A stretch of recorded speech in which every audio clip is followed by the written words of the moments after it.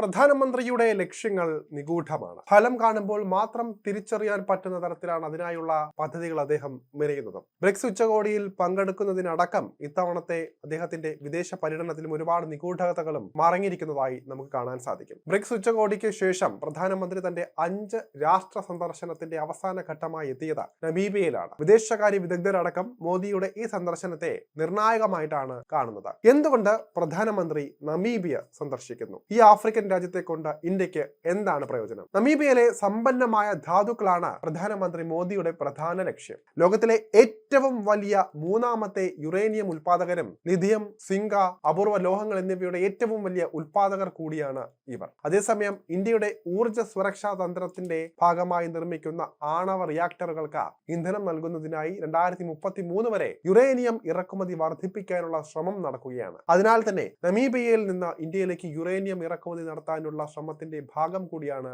മോദിയുടെ സന്ദർശനം. നമുക്കറിയാം പ്രതിരോധ മേഖലയിൽ ഇന്ത്യ എത്രമാത്രം വളർന്നു കഴിഞ്ഞുവെന്ന്. യുറേനിയം ലഭ്യമാകുന്നതോടെ ഒരു രാജ്യത്തിന്റെ പ്രതിരോധ മേഖല എത്രത്തോളം വളരുമെന്നും നമുക്ക് അനുമാനിക്കാനാകുന്നതാണ്. ഇന്ത്യയുടെ ഈ ഒരു നീക്കം ശത്രു രാജ്യങ്ങളായ ചൈന അടക്കം അല്ലെങ്കിൽ പാകിസ്ഥാൻ അടക്കം സസൂക്ഷ്മം നിരീക്ഷിക്കുകയാണ്. മോദിയുടെ ഓരോ നീക്കങ്ങളും അതുകൊണ്ട് തന്നെ ലോകരാജ്യങ്ങളെല്ലാം തന്നെ ആകാംക്ഷയോടെയാണ് ഉറ്റുനോക്കുന്നത്. നമീബിയയിൽ നിന്ന് യുറേനിയം ഇറക്കുമതി ചെയ്യുന്നതിനെ കുറിച്ച് ഇന്ത്യ ആലോചിക്കുന്നുണ്ടെന്ന് നമീബിയയിലെ ഇന്ത്യൻ ഹൈക്കമ്മീഷണർ രാഹുൽ ശ്രീവാസ്തവ നേരത്തെ പറഞ്ഞിട്ടുമുണ്ട്. ഇതെല്ലാം തന്നെ നിർണായകമാകുന്ന ഘടകങ്ങളാണ്. ഇതിനോടൊപ്പം തന്നെ വജ്രഖനികളോടും ഇന്ത്യക്ക് താല്പര്യമുണ്ട്. ലോകത്തിലെ ഏറ്റവും സമ്പന്നമായ സമുദ്ര വജ്ര നിക്ഷേപം നമീബിയയിലാണുള്ളത്. നിലവിൽ നമീബിയയിൽ നിന്ന് നേരിട്ടല്ല വജ്രങ്ങൾ എത്തുന്നത്. ലണ്ടൻ പോലുള്ള സ്ഥലങ്ങൾ വഴിയാണ് നമീബിയയിലെ വജ്രങ്ങൾ ഇന്ത്യയിൽ എത്തുന്നത്. ഇത് നേരിട്ടുള്ള വ്യാപാരമാക്കി മാറ്റുന്നതിനും മോദി ശ്രമം നടത്തുന്നതായിരിക്കും. വ്യാപാരത്തിനും ഊർജത്തിനും അപ്പുറം ആരോഗ്യ സംരക്ഷണം, ഡിജിറ്റൽ പരിശീലനം, വിദ്യാഭ്യാസം, പ്രതിരോധം എന്നീ മേഖലകളിലും ഇന്ത്യ പുതിയ ധാരണാപത്രങ്ങളിൽ ഒപ്പുവയ്ക്കും എന്നാണ് പ്രതീക്ഷിക്കുന്നത്.